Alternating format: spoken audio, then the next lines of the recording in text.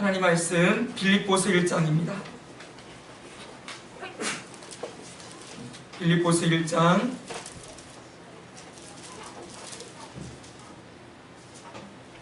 9절에서 11절까지 말씀을 한 절씩 교독합니다.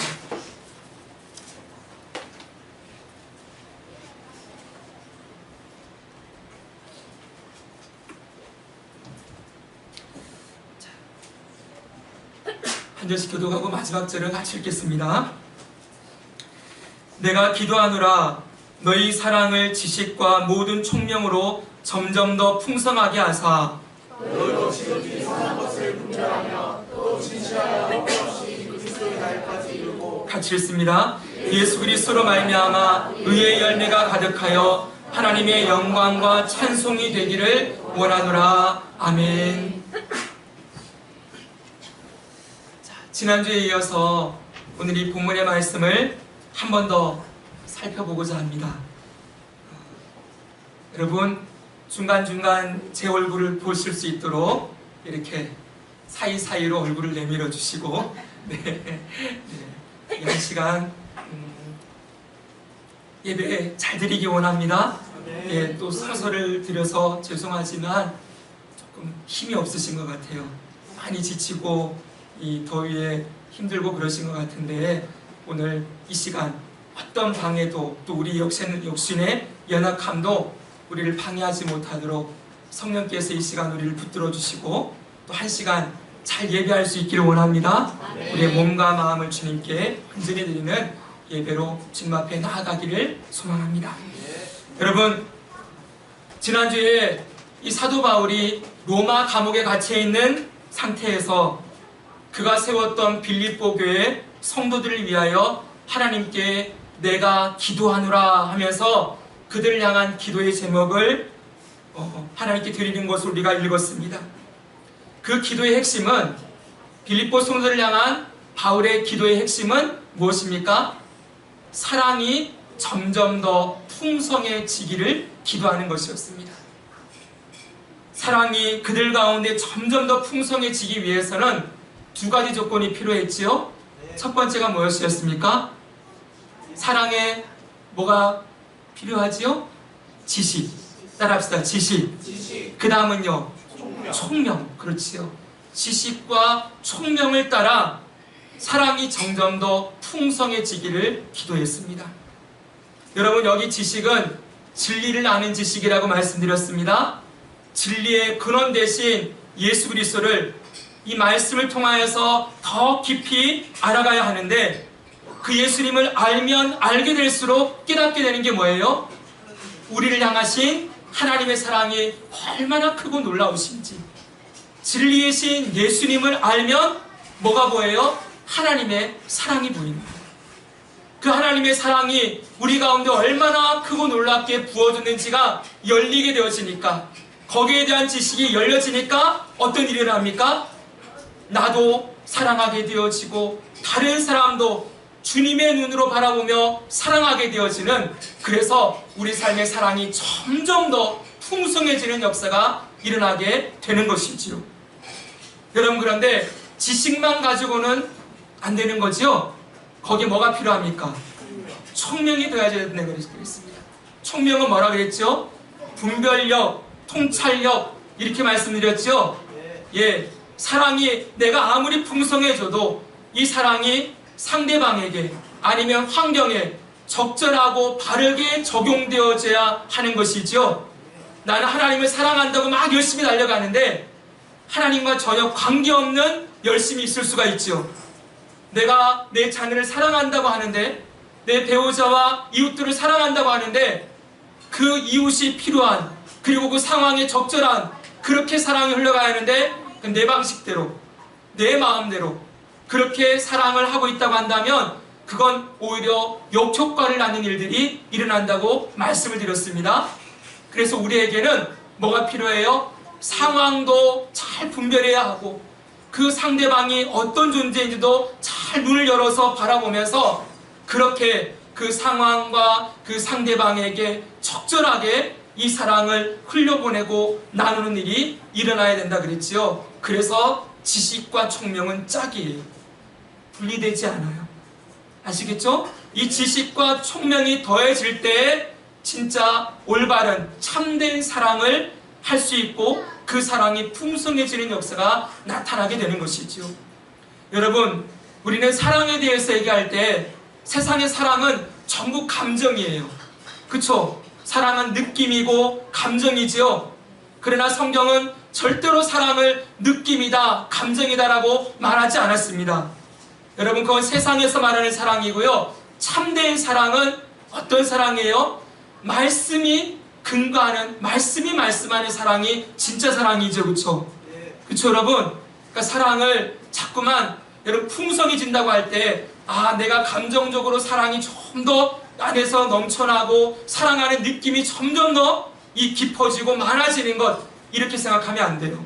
다시 말씀드립니다. 사랑은 하나님의 사랑을, 예수님을 아는 데서 근거한 사랑이, 그 지식이 풍성해지는 것이고, 그리고 상대방과 나와 하나님을 바로 아는 데서 그 사랑이 적절하게 나누어지는데 풍성하게 되어진다는 것을 절대 잊지 마시기 바랍니다. 그럼 여러분, 이번 한 주간 이런 기도 하셨습니까? 주님, 제 삶에 사랑이 점점 더 풍성해지기 원합니다. 이런 기도 하셨어요? 잊어버리셨죠? 할 수 있기를 바랍니다. 한번 따라합시다. 주님, 제 삶에 사랑이 점점 더 풍성해지기를 원합니다. 사랑이 점점 더 풍성해지기를 원합니다. 아멘. 네, 사랑의 지식이 열리고 총명이 열려져서 이 사랑이 점점 더 풍성해지는 일들이 여러분의 가정과 여러분의 삶과 우리 공동체 위에 충만하게 채워지기를 간절히 소망합니다. 아멘. 그럼 여러분, 오늘 지난주 우리가 9절의 말씀을 읽었는데 오늘 10절과 11절을 보면은 이 사랑이 지식과 총명을 통해서 점점 더 풍성해질 때 어떤 결과가 나타나는가? 사랑이 풍성해질 때 나타나는 결과가 4가지로 나와 있음을 볼 수가 있습니다. 여러분, 다시 한번 성경 보시고 10절과 11절을 한 번 더 읽도록 하겠습니다. 너희로 같이 읽습니다. 시작. 너희로 지극히 선한 것을 분별하며 또 진실하여 헛없이 그리스도의 날까지 이루고 예수 그리스도로 말미암아 의의 열매가 가득하여 하나님의 영광과 찬송이 되기를 원하노라. 아멘. 여기 사랑이 지식과 총명으로 더 풍성해질 때 나타나는 결과가 4가지로 나와 있습니다. 이렇게 보시죠. 첫째는 무엇입니까? 지극히 선한 것을 분별하게 되어지고요. 그 다음은 진실하여 허물 없이 그리스도의 날까지 이르게 된다. 셋째는 의의 열매가 가득하게 된다. 넷째는 하나님의 영광과 찬송이 된다. 이렇게 말씀하고 있어요. 하나하나가 모두 다 귀한 말씀이죠. 그렇죠? 예. 그런데 오늘 말씀을 준비하다 보니까 오늘은 2가지만 살펴봐야 될 것 같아요. 여러분들이 혹시 말씀을 쪼개도 너무 쪼갠다 이렇게 말씀할 수 있는데, 저는 쪼개는 거 뭐 이런 게 아니라 준비하다 보니까 여러분 2개만, 위에 2가지만 해도 원고를 다 쓸 만큼 풍성했어요. 그래서 이걸 그냥 축약해서 4개를 다 나누는 것보다 이번 주와 다음 주에 걸쳐서 이 4가지의 이 결과들을 좀 깊이 살펴보고 이러한 열매들이 우리 삶에 이루어지기를 같이 기도하는 것이 좋겠다 생각해서 오늘 첫째, 2번째 이 결과를 함께 나누도록 하겠습니다. 자, 여러분, 오늘 첫째, 사랑이 풍성해질 때 나타나는 결과 첫째가 뭐였어요? 지극히 선한 것을 분별함. 다시 한번 입을 열었어요. 시작. 지극히 선한 것을 분별함. 네, 지극히 선한 것을 분별하게 된다. 이렇게 말씀하세요. 여러분 10절을 띄우십시오. 그 다음 말씀입니다. 지극히 선한 것이 무엇일까요? 지극히 선한 것. 예, 하나님, 이렇게 나왔습니다. 원래 이 원문으로 말하면 결론적으로는 그렇지만 지극히 선한 것이란 제일 중요하고 제일 핵심적인 것, 이런 뜻을 가지고 있어요. 가장 중요하고 가장 가치 있는 것, 이게 바로 지극히 선한 것이에요. 보십시오. 우리는 사랑이 점점 더 풍성해질 때 나타나는 결과를 우리는 이렇게 생각하기 쉽습니다. 뭔가 따뜻해지고 뭔가 행복해지고 우리의 삶에 어떤 풍요로움이 가득 차고 넘치고 이런 결과들을 생각하기 쉽지요. 근데 아니에요. 사랑이 점점 더 풍성해질 때 지극히 선한 것을 뭐 하게 된다고요? 분별하게 된다. 이렇게 말씀하고 있어요. 여러분, 성경은 사랑이 풍성해진 결과가 인생에 있어서, 잘 들으십시오, 인생에 있어서 가장 중요하고 가장 핵심적이고 가장 가치 있는 것이 무엇인지를 알게 되는 것, 분별하게 되는 것이 사랑이 풍성해진 결과다. 이렇게 말씀하고 있는 거예요. 사랑은 누구나 한 번쯤 살아가면서 이런 고민을 합니다. 나는 왜 이 땅에 태어났을까? 나는 이 땅을 살아가면서 뭘 하며 살아가야 될 것인가? 이런 고민들 한 번씩 하셨지요? 네. 근데 몇 살 때 하셨습니까? 중학교 때. 야, 우리 권사님은 저보다 조금 빠르셨습니다. 저는 고등학교 때였습니다. 근데 이 고민을 중고등학교 시절이나 대학교 시절을 지나서 나이가 한 40, 50대에서 그때 가서 하고 있으면 큰일 나겠지요, 그쵸? 여러분 혹시 언제 하셨습니까? 네, 저는 고등학교 시절에 그때 집이 좀 어렵고 많이 힘든 상태였거든요. 그리고 사춘기가 고2 때 왔습니다. 그때 오면서 정말 방황하는 시간을 가졌었는데 그때 한번 생각한 것이 나는 왜 이 집안에 태어났을까? 하나님은 왜 우리 부모님을 저런 분을 주셨을까? 그리고 항상 옆에 있는 집 부러워했어요. 내가 저 집에 태어났으면 좋았겠다. 그리고 저는 공상이 뛰어난 사람이라서 책을 많이 좋아했거든요. 그래서 맨날 다른 나라 이야기 읽으면서 내가 저 나라에 태어났었으면 이러면서 이런 고민 참 많이 했었어요. 그러면서 내가 왜 이 땅에 태어났을까? 나는 뭐 하며 살아야 될까? 이런 고민 많이 했거든요. 여러분, 군대에 가면은요, 군대에 가면은 이 군대 다녀온 분들은 알 거예요. 말년병이라는 게 있습니다. 혹시 들어보셨습니까? 말년병. 이 군대 가면은 2등병부터 1병, 상병, 그리고 병장이 되잖아요. 병장 말년이 되면은, 말년이 뭐냐면 이제 제대할 때가 얼마 안 남으면은 말년병이라는 게 걸립니다. 김영숙 집사님 뭔지 아시죠? 네, 뭐 하는 거예요, 그게요?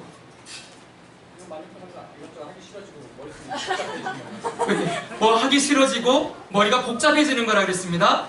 근데 복잡해지는 게 왜 복잡해져요? 이제 난 나가서 뭐 해야 되나? 예, 이게 고민이 되는 거예요. 물론 학교 다니다가 온 친구들도 있지만 저 때에는 고등학교만 졸업하고 오는 친구들이 많았거든요. 그들 나가면은 이제 나 뭐 해야 될지 그랬어요. 근데 고참들이 저는 부러워했었어요. 말년 고참들이 보초를 같이 서로 나가거든요. 말년 고참과 제가 2등병 1병 때 이렇게 나가면 보초를 나가면 1시간만씩 같이 있어야 돼요. 그럼 이런 얘기 저런 얘기 하는데 고참들이 저한테 한결같이 한 얘기가 그거였어요. 나는 네가 부럽다 그랬어요. 왜 부러운지 아세요? 저는 그 당시 신학생이었거든요. 저는 나가면 제 삶에 대한 목표가 분명하잖아요, 그쵸? 난 신학교 나와서 저는 목사가 될 겁니다. 이런 얘기를 하고 있었기 때문에. 근데 전혀 삶은 그렇지 않았지만 입으로는 잘 얘기했어요. 그렇기 때문에 저보고 부럽다 그랬어요. 너는 가서 너의 삶의 목표가 뚜렷하니까. 넌 나가서 뭘 할지 네가 알고 있잖아. 근데 나는 뭐 해야 될지 모르겠어. 이러면서 많은 고참들이 저에게 얘기하는 것을 들었던 적이 있습니다.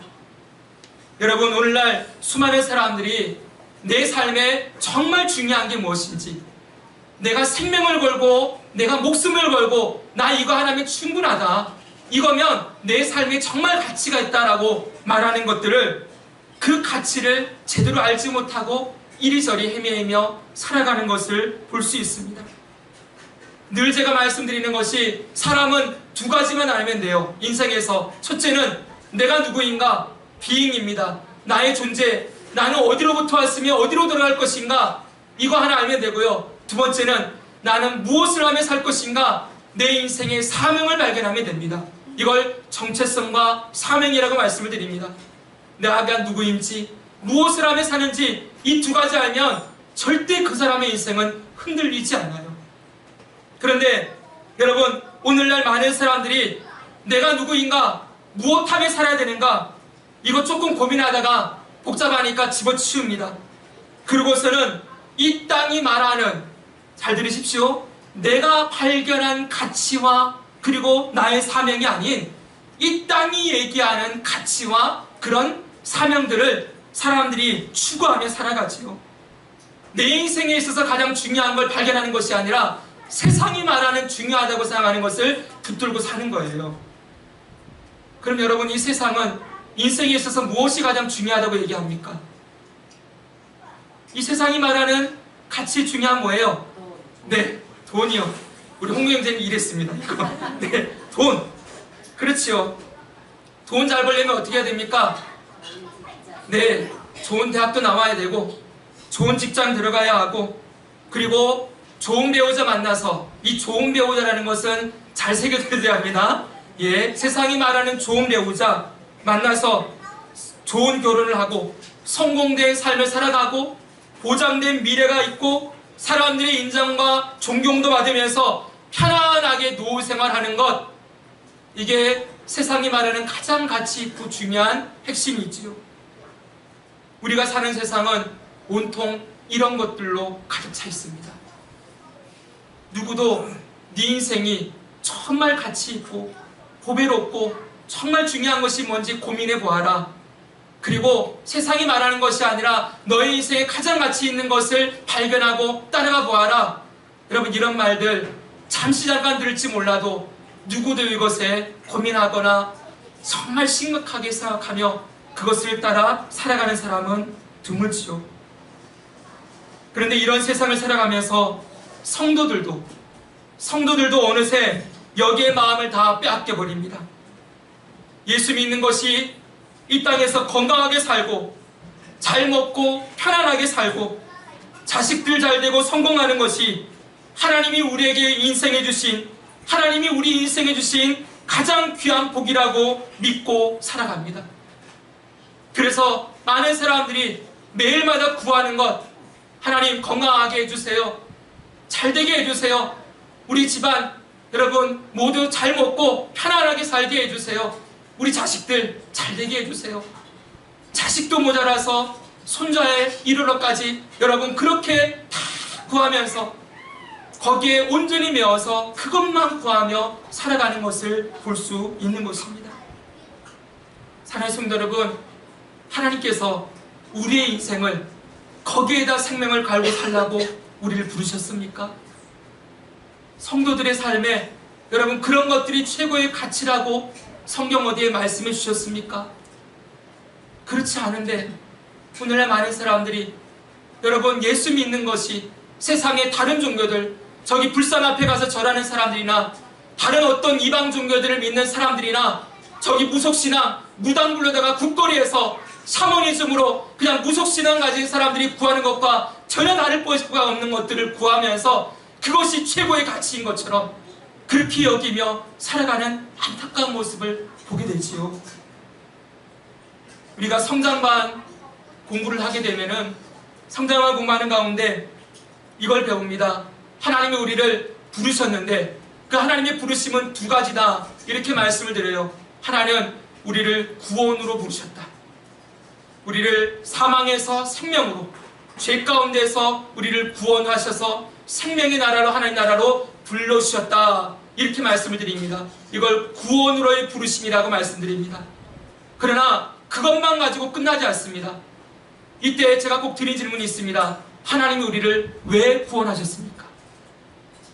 하나님이 우리를 구원하셔서 그 말할 수 없는 사랑으로 아들 예수까지 내어주신 그 끝없는 사랑으로, 전부를 주신 사랑으로 우리를 구원하신 이유가 무엇입니까?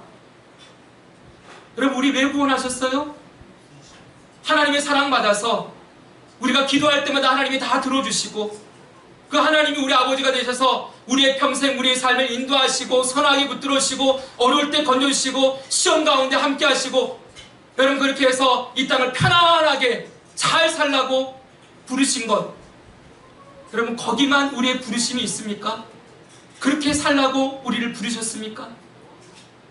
아들 예수까지 내어주신 그 사랑을 우리에게 주신 이유가 무엇입니까?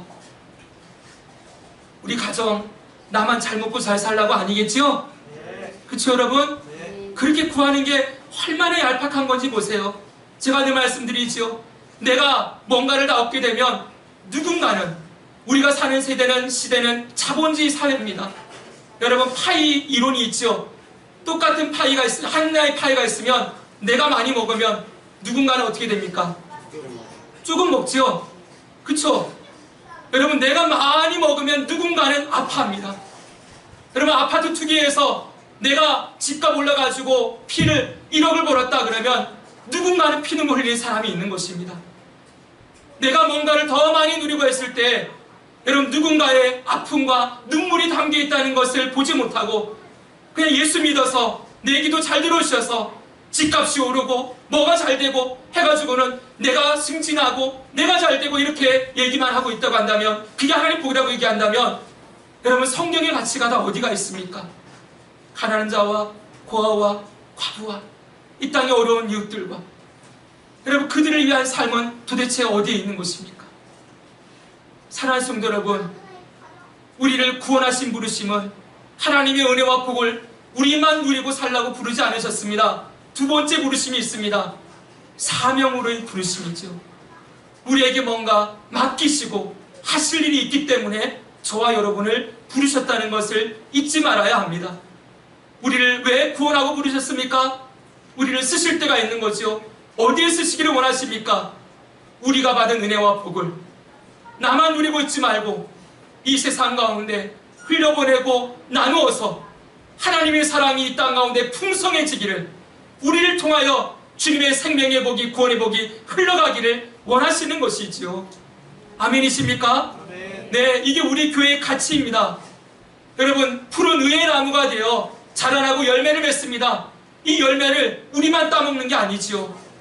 나만 따먹고 내 자손 대대로 따먹고 살아가는 게 우리의 목적이 아니지요. 이 열매를 주신, 이 맺게 하신 이 하나님께 영광을 돌리고 그 열매를 아낌없이 나누고 흘려보내어 여러분, 우리 이 땅 가운데, 이 메마른 이 땅 가운데 주님의 사랑이 우리를 통해서 흘러가고 풍성해지는 역사가 나타나기를 원하시는 것이지요. 성도는 누구입니까? 성도는 하나님을 주인으로 모시고 그분의 뜻과 말씀에 자신의 삶을 걸고 살아가는 사람입니다. 다시 말씀드립니다. 성도는 하나님을 주인으로 모시고 그분의 말씀과 뜻에 자신의 삶을 걸고 살아가는 사람들이에요. 자기 목숨까지 내어주신 하나님의 사랑을 알고 그 사랑이 우리 안에 점점 더 풍성하게 채워질 뿐만 아니라 우리를 통하여 풍성하게 흘러지기를 원하는 것이지요. 오늘 본문은 성도에게 이 사랑이 점점 더 풍성해지면 나타나는 결과가 자신의 인생에 지극히 선한 것이 무엇인지 분별하게 되는 것, 가장 가치 있고 중요한 것이 무엇인지 알게 되는 것이 그 결과라고 했습니다. 여러분, 바울의 인생에 있어서 자신의 삶에 가장 가치 있고 중요한 것이 무엇이었습니까? 오늘 우리는 빌립보서 1장을 읽었지요. 그렇죠 여러분? 네, 바울이 이렇게 기도하면서 그 뒤에 이 바울은 3장에 가니까 자기의 인생의 가장 중요한 가치가 여기에 있다라고 그는 고백하고 있습니다. 한번 같이 한번 읽어보겠습니다. 같이 읽겠습니다. 시작. 내가 그를 위하여 모든 것을 잃어버리고 그 삶을 여김은 그리스도를 얻고 그 안에서 발견되려 함이니. 아멘. 여러분, 여기 그리스도 예수를 아는 뭐가요? 지식이 가장 고상하기 때문이다. 여러분, 사랑에는 뭐가 필요하다 그랬어요? 지식과 총명이라 그랬죠. 그가 지식, 진리를, 예수 그리스도를 더 깊이 알게 되니까 그 예수님이, 그 지식이, 예수님 아는 지식이 전부라는 걸 알게 됐어요. 그래서 고백하는 게 뭐예요? 내가 예수 그리스도 한 분을 얻고 모든 것을 버렸다, 이렇게 말씀하고 있죠. 그는 고린도전서 2장 2절에서 또 이렇게 고백하고 있습니다. 함께 한번 읽겠습니다. 시작. 예수 그리스도와 그와 십자가에 못 박히신 것 외에는 아무것도 알지 아니하기로 작정하였습니다. 아멘. 바울의 인생에서 그가 발견했던 지극히 선한 것이 무엇입니까? 가장 중요한 가치가 뭐예요? 예수 그리스도와 그가 십자가에 못 박이신 것, 그것을 아는 것, 여러분, 그것이 그의 삶의 전부였습니다. 지지난주에 우리 중등부 아이들을 데리고 서울의 양화진 선교사 묘원을 다녀왔습니다. 거기 가니까 이제 여러분, 뜨거운 때 앞에서의 아이들과 함께, 근데 요즘은 예전에 저희들이 갔을 때에는 그냥 안내인을 저희가 섭외를 했어야 됐었어요. 그래서 선교사님 중에 아는 분을 수소문해서 이렇게 묘지를 돌아다니면서 설명을 듣는 것으로 끝냈는데, 이제는 거기 한국 기독교 100주년 기념교회가 그 선교사 묘원을 관리를 하면서 이제 봉사자들을 세워서 체계 있게 이렇게 안내를 해주더라고요. 들어갔더니 한 20분 정도 영상을 보여주고요. 그리고 한 분씩 한 10명씩 묶어서 선교사 묘원을 이렇게 다니면서 설명을 간단하게 해주세요. 그리고 끝난 뒤에는 양화진 홀이라고 아주 기념관을 잘 만들었는데, 예전에 거기가 로제타 홀이었어요. 근데 양화진 홀이라고 이름 바꾸고 들어갔더니 또 큐레이터처럼 이렇게 잘 이 안내인이 세워져서 돌아다니면서 설명해 주시더라고요. 그래서 저는 참 좋았습니다. 개인적으로는 참 좋았는데, 그때 여러분 그 양화진 홀에서 저의 눈길을 끄는 문구가 하나 있었습니다. 바로 이것입니다. 사진을 찍어 왔습니다. 뭐라고 되어 있죠? 한번 읽어볼까요? 시작. 기도하오니 저로 충성되게 하시고 성공을 염두에 두지 않게 하소서. 아멘. 이 글귀가 누구의 글귀인지 아십니까? 로제타 홀이라는 선교사님의 고백입니다. 그분은 25세에 한국 땅에 와서 결혼한 지 2년 만에 이 땅에 와서 선교사님하고 결혼했는데 2년 만에 그 남편을 잃었어요. 그런데도 자신의 이 자식을 키우면서 이 자녀들과 함께 이 땅 가운데서, 여러분 물론 왔다 갔다 하긴 했지만은 평생을 주님을 위해 살았던 고백이 바로 이 고백입니다. 성도 여러분 보십시오. 바울만 그렇게 살았던 것이 아니지요. 주님의 사랑을 점점 더 풍성하게 경험하게 된 성도들의 가슴 속에는 뭐가 남습니까? 이 땅이 말하는 가치가 아닌, 여기 분명하게 나타나잖아요. 이 땅이 말하는 가장 인생이 중요한 건 뭐예요? 성공. 이 단어가 아닌 바로 충성. 거기에 생명을 걸기를 소망했습니다. 그의 가슴 속에는 예수님의 종으로서 그분을 사랑하며 그분을 따르며 그분만을 붙들고 살기를 원했던 것이죠. 주님 한 분만 삶에 남아있기를 원했던 것입니다. 여러분, 이 말씀은, 이 고백은 선교사님의 고백뿐만이 아닙니다. 오늘날 저와 여러분이 살아가는 이 땅 가운데서도 주님 한 분이 전부이심을 고백하며 살아가는 수많은 그리스도인들이 곳곳에 있습니다. 제가 아는 한 목사님은, 여러분, 경기도 양평에서 목회하던 그 목회 사역을 4년 동안 감당하다가 그 목회 사역을 내려두었습니다. 그리고 온 가족이 선교사 훈련을 받았습니다. 6개월짜리 합숙하는 훈련을 2번 들어갔다 나오고, 이제 마지막 1년짜리 합숙하는 선교사 훈련을 앞에 두고 이번에 연락받기를 그분이 이제 들어간답니다. 온 가족, 아내와 함께 4명의 자녀들이 모두 온 가족이 선교사로 헌신하고 거기에 단체 선교 그 단체에 들어가는 것입니다. 거기 들어가게 되면은 여러분 모든 것을 이제 종신으로 선교사로 살아가게 되어지는데, 여러분 그분이 들어가게 되는 이 선교단체는 특징이 하나 있어요. 뭐냐면 모든 선교사들이 모두 무소유입니다. 들어갈 때 자기 명의로 된 재산이 하나도 없어야 됩니다. 집도 자동차도 모든 것을 다 정리하고 통장을 빵원, 통장도 제로로 만들고 빚도 제로, 모든 것을 제로로 만들고 들어갑니다. 그래서 그냥 주님이 공급하심 믿고 주님 한 분이 전부임을 붙들고 평생 그 선교사로 헌신하며 살아가는 것입니다. 이 목사님이 저에게 했던 말이 있습니다. 이 선교사 훈련을 받으면서 저한테 그랬어요. 제가 1살 형이거든요. 형, 저는 제 인생에 있어서 한 번도 믿음으로 살아본 적이 없습니다. 그러더라고요. 난 예수님 믿는다라고 했는데 한 번도 믿음으로 제대로 살아본 적이 없다는 거예요. 믿음을 써보지 않았습니다. 근데 이제 제대로 믿음으로 살아보길 원합니다. 믿음을 쓰면서 정말 그 하나님이 나의 공급자가 되시고 내 삶의 인도자가 되시고 내 삶의 전부가 되신다는 것을 말뿐 아니라 삶으로도 한번 그렇게 믿음으로 살아보기를 원합니다. 이렇게 고백을 하더라고요. 여러분, 제가 인상 깊었던 것이 믿음을 쓰며 살아간다는 말이었습니다. 여러분, 믿음을 쓴다는 게 무슨 말이에요? 믿음을 고백하는 정도가 아닙니다. 믿음을 쓰며 살아가는 것이지요. 어떻게 쓰며 살아가는 것입니까? 예수님이 내 삶의 전부가 되심을 그냥 말로만 하는 것이 아니라 정말 그분이 나의 삶의 전부임을 여러분 내 삶에서 실제로 삶에서 드러내는 것이지요. 그분이 내 삶의 인도자임과 공급자이심을 믿고 그냥 모든 것을 내려놓고 부자 청년에게 예수님 말씀하셨을 때 네 모든 소유를 팔고 나를 따르라 그 말씀 들었던 것처럼 나는 이것이 아무것도 아니고 오직 주님 한 분이 전부입니다 믿으며 그렇게 믿음으로 살겠다고 결단하는 것입니다. 사랑하는 성도 여러분, 우리 삶에 여러분 이런 고백들, 이런 소망들이 선교사님들뿐만 아니라 우리에게도 한번 우리의 입술로 주님께 드려져야 하지 않겠습니까?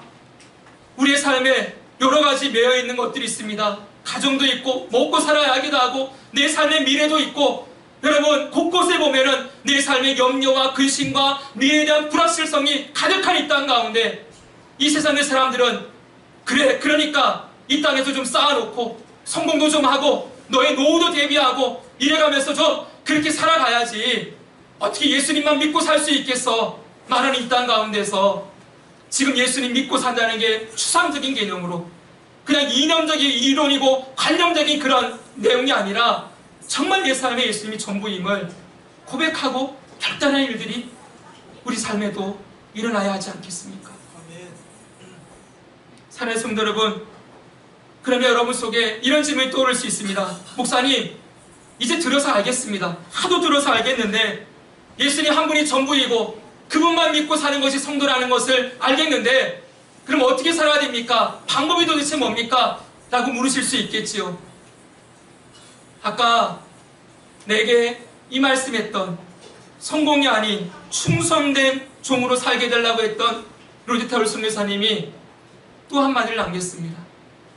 로지타울에 그 양아지 노래 갔더니 옆에 이런 문구도 있었습니다. 보십시오. 잘 그래서 안 보이죠? 제가 사진을 제대로 못 찍었습니다. 조명 때문에. 뭐라고 되어 있습니까? 예수 인도하소서 어둡고 길 모르니 나를 도와주소서.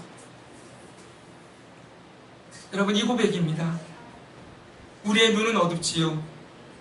이 세상도 여러분 아무것도 보이지 않는 어둠의 길을 가는 것처럼 보입니다.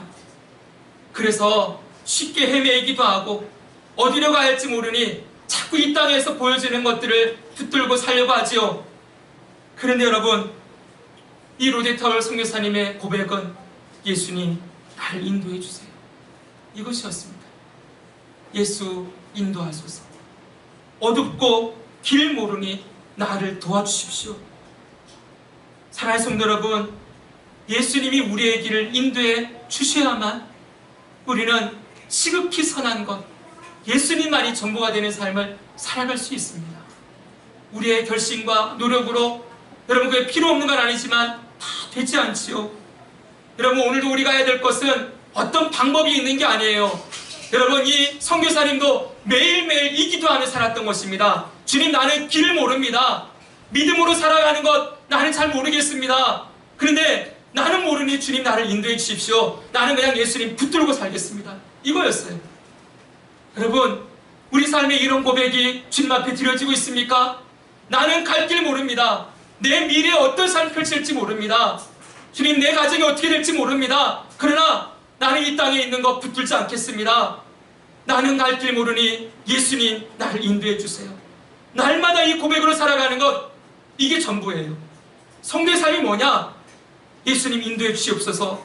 그분 붙들고 매일매일 사는 것이지요.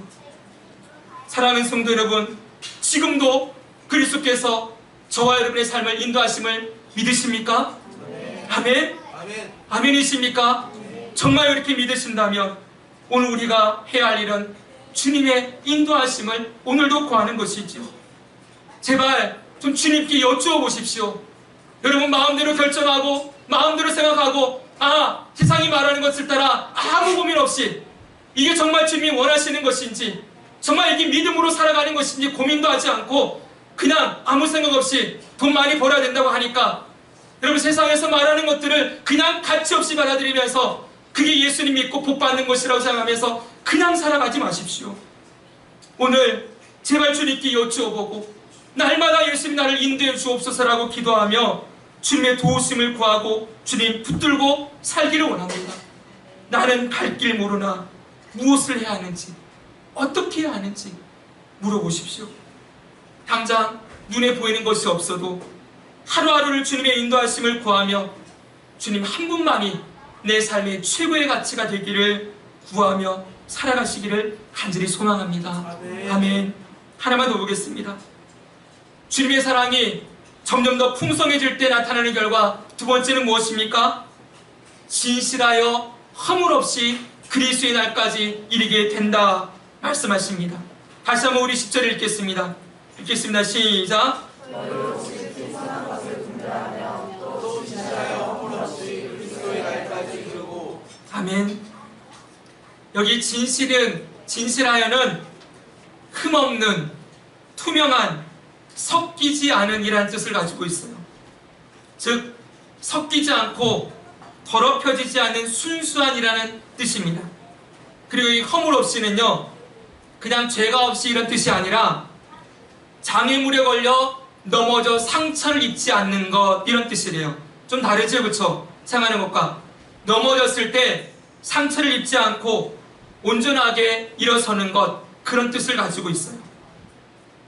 여러분, 사랑이 점점 더 풍성해지면 어떻게 될까요? 진실하게 됩니다. 참된 사랑에는 거짓이 없지요. 정말 사랑하는 상대에게 거짓을 행할 수 있습니까? 없지요, 여러분?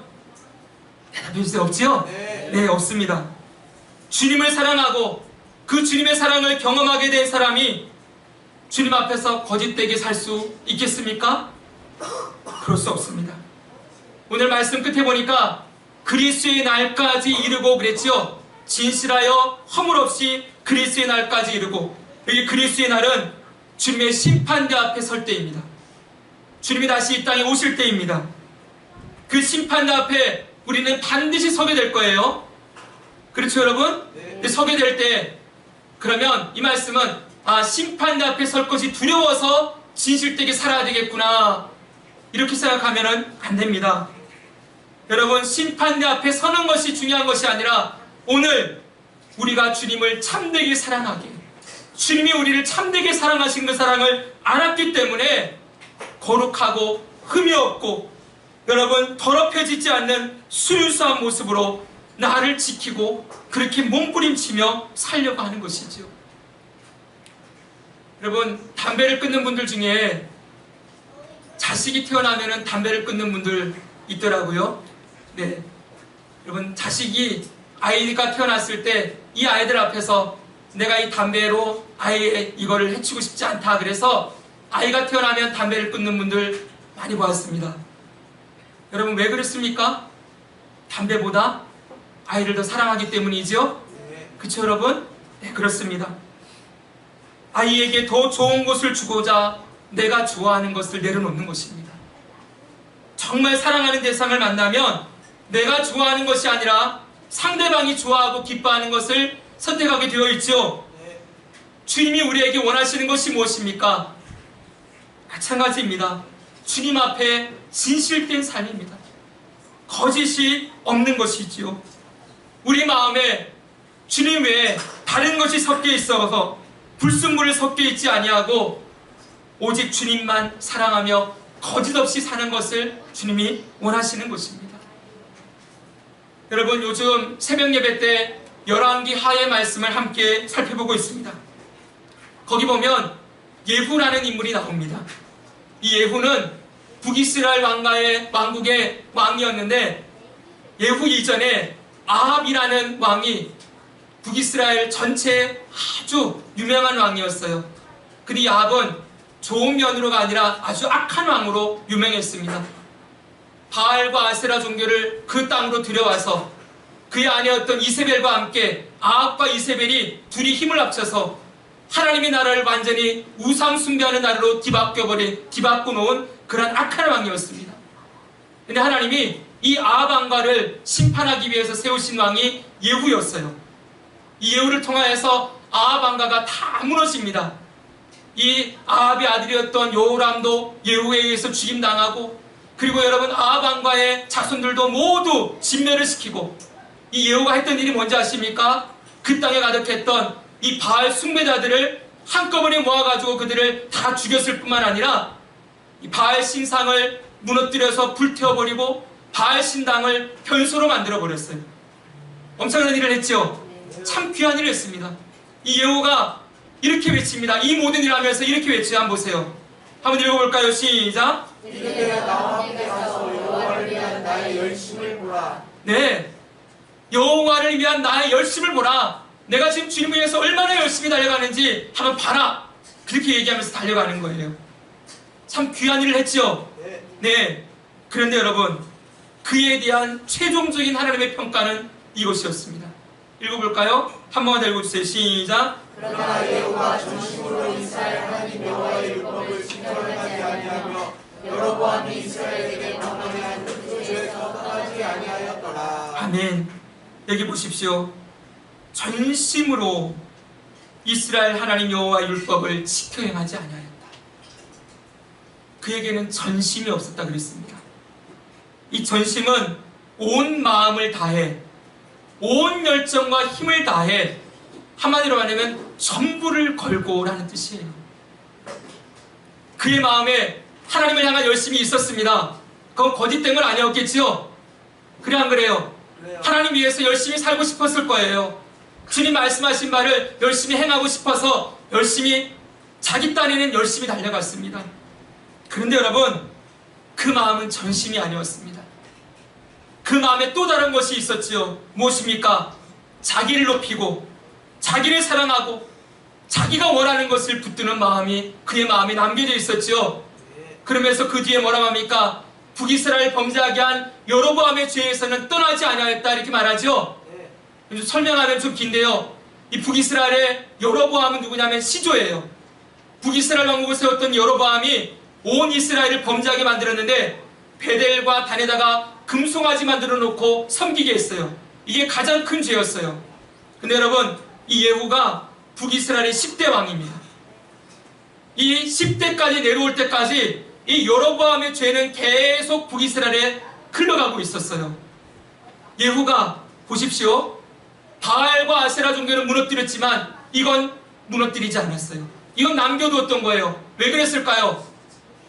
여러분, 이게 뭐였을까요? 그 당시에 문화였겠지요. 북이스라엘의 문화였어요. 풍속이 돼버렸어요, 완전히. 그래서 깊이 고민하지 않아도 그냥 누구나 따라가는 길이었어요. 예후는 그냥 이걸 풍속으로, 문화로, 세상이 가는 길이니까 나도 그냥 괜찮아, 그러면서 아무 생각 없이 이 일을 행했을 뿐만 아니라 하나 더 중요한 게 있어요. 이걸 따라간다는 건 자기가 북이스라엘 왕국의 정통성, 왕위를 지켜나가는 정통성을 지키는 근거라고 생각했을지 몰라요. 무슨 얘기인지 알겠어요? 이걸 따라가는 게 내가 이 나라의 왕이 되었다라는 것을 증명하는 그러한 기준이 되었을지도 모르는 거예요. 결국 핵심은 무엇입니까? 그의 마음 가운데 하나님도 사랑하지만 자기도 사랑하고 이 세상도 사랑하는 마음이 섞여 있었지요. 여러분, 아까 진실된 게 뭐라고 말씀드렸습니까? 불순물이 섞이지 않은 순수한 상태라고 했습니다. 우리도 늘 경계해야 합니다. 주님 앞에 진실되지 못한 것 경계해야 합니다. 사람의 눈을 속일 수 있습니다. 그러나 주님 앞에서는 숨길 수 있는 것이 없습니다. 오늘 우리가 주님 앞에 진실된 삶을 살아가는 것, 진실된 사람이 되는 것은 너무너무 중요합니다. 왜 그것이 필요합니까? 주님이 우리를 전부로 사랑하셨거든요. 참된 사랑으로 우리를 사랑해 주셨거든요. 참된 사랑에는 거짓이 없다 그랬는데 주님이 우리를 사랑하심에 거짓이 없으셨습니다. 뭐 하나 남겨두고 자신의 영광과 자신을 높이고자 하는 마음이 주님 앞에 예수님 안에 들어 있었습니까? 없었습니다. 그분은 하늘의 영광 보좌를 버리시고 자신에게 주어진 모든 영광과 모든 권리를 다 포기하고 이 땅에 내려오셔서 남김없이, 여러분, 남김없이, 마음이 나누어짐이 없이 저와 여러분을 사랑하셨습니다. 그 주님의 사랑 앞에 엎드린 자들이, 주님께서 원하시는 건 뭐예요? 여러분, 저 갈릴리 바다에서 고기 잡고 있던 베드로에게 나아가서 시몬의 뭐의 아들이죠? 요한의 아들 시몬아, 네가 나를 사랑하느냐? 물으시죠? 네가 나 사랑하니? 네가 나 사랑하니? 네가 나 사랑하니? 여러분, 오늘도 주님은 우리에게 물으십니다. 네가 나 사랑하니? 사랑하는 성도 여러분, 우리가 주님 앞에서 정말 주님 한 분만이 내 전부가 되었음을 사랑함으로 고백하며 살고 있습니까? 나의 최고의 가치를 오직 주님을 위해 드리며 살아가고 있습니까? 우리의 마음이 나누어져 있지는 않습니까? 주님도 사랑하는데 이것도 사랑합니다. 이렇게 마음이 여러분 예후처럼 주님을 위한 열심도 있지만 전심은 아닌 그런 모습으로 살고 있지는 않습니까? 여러분, 이런 말씀 드릴 때마다 자꾸 고개를 들지 못하죠? 여러분들이 저한테 물으시면 저도 고개를 못 들겠습니다. 여러분, 이런 말씀 전할 때마다, 그리고 말씀을 통해서 볼 때마다 속된 말로 저도 미치겠습니다. 여러분, 이게 잘 되지 않습니다. 말로는 그렇게 하고 싶다고 하고 설교는 이렇게 하고 있는데 저도 너무 어려운 주제입니다. 제 마음속에서 끊임없이 너는 어떡하냐? 너는 어떠냐? 물어봅니다. 그러나 여러분, 이런 속삭임에 여러분 자꾸만 이 말씀 앞에서 여러분을 부끄럽게 하고 수치스럽게 하는 마음에 여러분 절대 마음을 빼앗기지 마시기 바랍니다. 들으십시오. 주님이 우리를 위하여 목숨 버리시고 우리를 구원하셨을 때 여러분 단순하게 우리를 천국에 들여보내시려고 십자가에 죽으신 것이 아니었습니다. 여러분, 왜 죽으셨습니까? 왜 우리를 구원하셨습니까? 이 땅을 살아가신 주님은 인간이 얼마나 연약하고 우리가 얼마나 간사하고 얼마나 이기적이고 얼마나 추한 존재인지를 주님이 아십니다.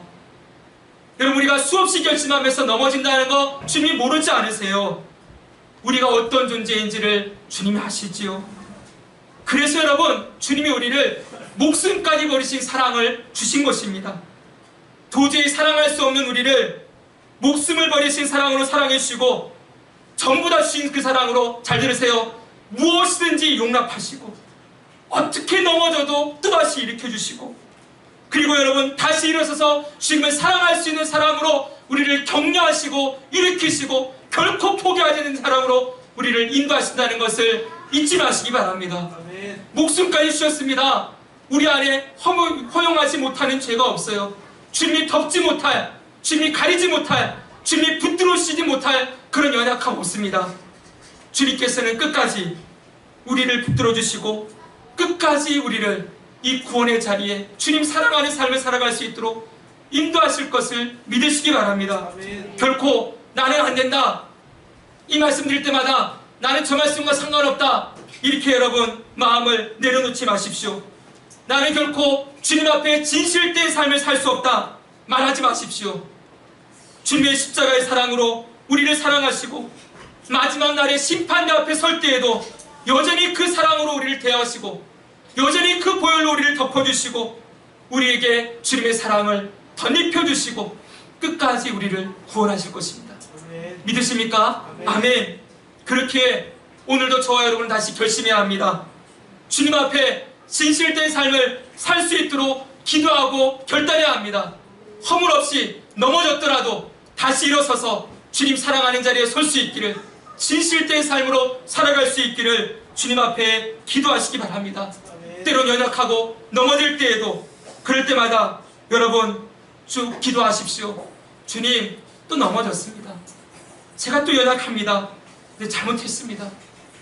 근데 주님, 저를 이 자리에 계속 내버려 두지 마십시오. 주님, 저 여기에 있고 싶지 않습니다. 정말 주님 한 분만 사랑하고 주님 붙드는 삶을, 진실된 삶을 살고 싶습니다. 예수여, 나를 도와 주시옵소서.